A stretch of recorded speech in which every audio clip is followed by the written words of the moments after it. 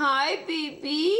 Hi, baby. 2-year-old Giselle was shy. She didn't like to leave her mom's side. She was always attached at my hip.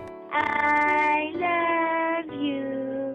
Stephanie Pignon, a stay-at-home mother, says her 4 kids were her world. I am a mom. I am a soul, just like everyone else, who loves and adores her children. July 14th, 2010.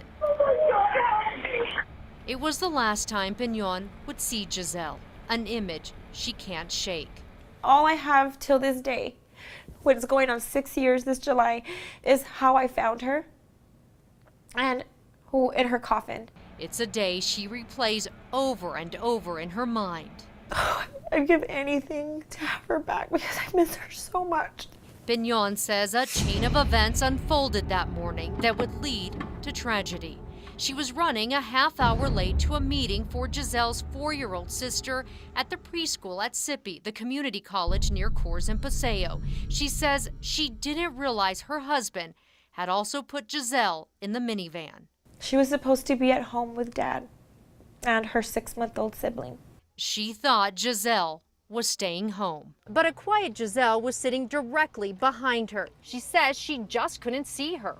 All I see is the 2 big car seats in the very back for my older kids and like the ruffle of the canopy to my 6-month-old. But right behind me, there's nothing.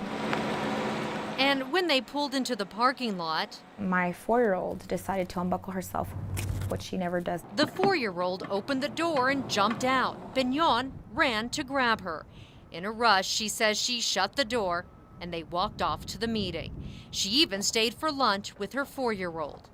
2.5 hours passed until she found Giselle in their van.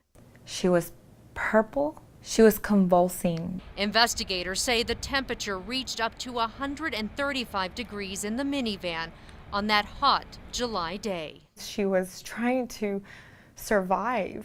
Giselle was taken to the hospital while deputies interrogated Stephanie for hours. She would tell them she must have forgotten she'd brought the toddler along.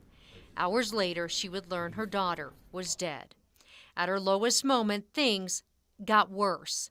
You deserve to burn in that vehicle, or I can't wait till I find you so I can hurt you the way that baby hurt. Messages of hate poured in on the internet. Pignon feared for her safety. She moved her family to Hobbs. Everyone has the right to their opinion, to how they feel, to feel outrage. Because I probably would have felt the same way too had it happened to somebody else. But the thing is, it didn't happen to somebody else. It happened to me, and I live with it every day. People tonight will sit there and watch this story and be like, how do you forget your child? I know it's very easy for someone to say, this will never happen to me. How could she do that? And I understand that question, but I have an answer to that because I was not that forgetful parent. I didn't forget my baby. Pignon maintains she just didn't know Giselle was in her van. I did not forget you, baby. I didn't know you were there.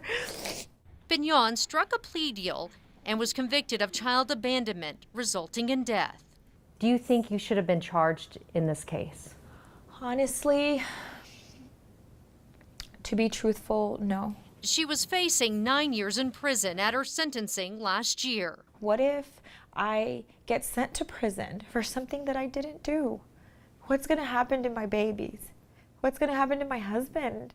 The judge gave her 5 years of probation. She thanks her church and attorney for standing by her side. Thank you for not giving up on me, for knowing the truth and not letting me ever give up either.